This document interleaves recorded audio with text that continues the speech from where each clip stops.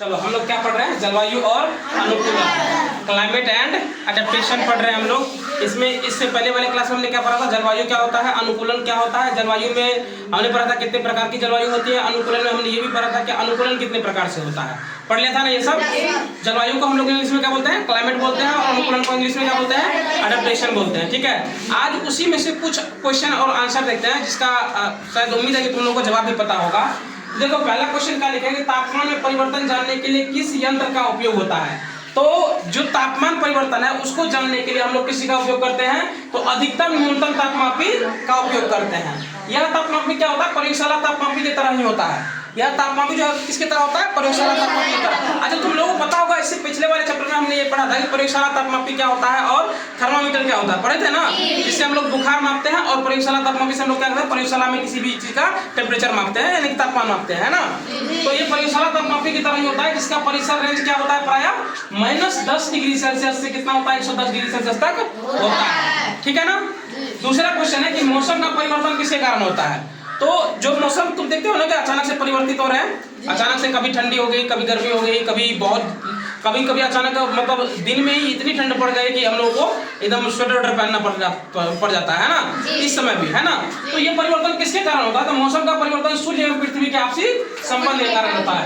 ये किसके संबंध के कारण होता है, सूर्य एवं पृथ्वी के आपसी संबंध के कारण हो पाता है। ठीक है, अब जैसे देखोगे तुम, पृथ्वी के किसी भाग पर सूर्य की किरणें जिस कोने पर आ रही है, किसी कोने पर आ रही है, ये किसके कारण हो रहा है, जैसे पृथ्वी के किसी भी भाग पर सूर्य की किरणें जो है वो किस कोने पर आ रही है। ठीक है, उसके कारण भी क्या होता है, मौसम का परिवर्तन होता है। ठीक है, अब अगला हम हेडिंग डाले हैं क्लाइमेट, जिसको हम लोग जलवायु बोलते हैं। तो अब देखो जलवायु के बारे में हम इससे पिछले क्लास में पढ़े थे कि जलवायु कितने प्रकार से होता है। आज थोड़ा उसी में क्वेश्चन आंसर जानने की हम लोग कोशिश करते हैं। ठीक है, और उसके अगले क्लास में हम लोग पढ़ेंगे जलवायु और जंतुओं में अनुकूलन क्या होता है। ठीक है, जिससे तुम लोगों को पूरा क्लियर होगा कि कौन से जंतु किस प्रकार के क्लाइमेट में रहना पसंद, मतलब किस प्रकार के क्लाइमेट में रहना पसंद करती है, या कौन सा एडेप्टेशन उसके लिए अच्छा होता है ना।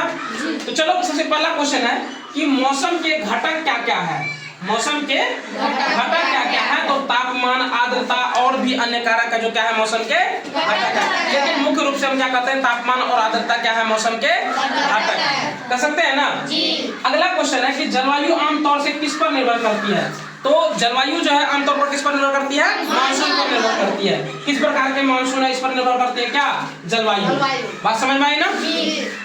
अगला है कि हमारे यहाँ जलवायु पर 2 प्रकार के मानसून का प्रभाव पड़ता है। हमारे यहाँ जो जलवायु है ना, इस पर 2 प्रकार के मानसून का प्रभाव पड़ता है। कौन कौन सा, एक तो उत्तर पूर्वी मानसून और दूसरा क्या है, दक्षिण पश्चिम मानसून। उत्तर पूर्वी मानसून और दक्षिण पश्चिम मानसून, इसके बारे में आगे तुमको डिटेल से पढ़ने के लिए मिलेगा कि उत्तर पूर्वी मानसून में किस प्रकार के जीव जंतु रह पाते हैं, और दक्षिण पश्चिम मानसून में किस प्रकार के जीव जंतु रह पाते हैं। ठीक है, कौन कौन से और किस प्रकार के हम लोग भी रह रहे हैं, तो उत्तर पूर्वी मानसून का इफेक्ट क्या है और दक्षिण पश्चिम मानसून का इफेक्ट क्या है हमारे ऊपर। ठीक है ना, आगे हम लोगों को पढ़ने के लिए मिल जाएगा।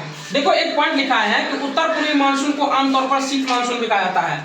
जो ये उत्तर पूर्वी मानसून है ना, इसको प्राय हम लोग क्या कहते हैं, शीत मानसून कहते हैं। क्या कहते हैं, शीत मानसून कहते हैं। ठीक है, और जिस स्थान का तापमान अधिकांश समय उच्च रहता है, मतलब जिस स्थान का तापमान अधिकांश समय उच्च मतलब क्या, हाई रहता है, उसका क्या होता है, उस स्थान का जलवायु क्या होता है, गर्म होता है।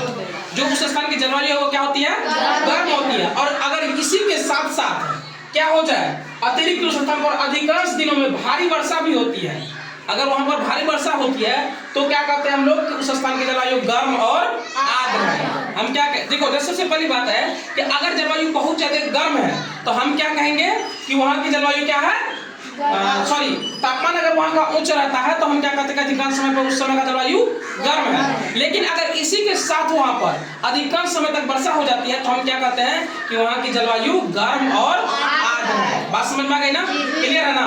ठीक है, अब अगला है हमारा टॉपिक जलवायु और जंतुओं में अनुकूलन। ये किस प्रकार से होता है, इसको हम लोग अगले क्लास में कवर करेंगे। फिलहाल इस क्लास में हम लोग इतना ही पढ़ेंगे। ठीक है, चलो आज के लिए इतना ही।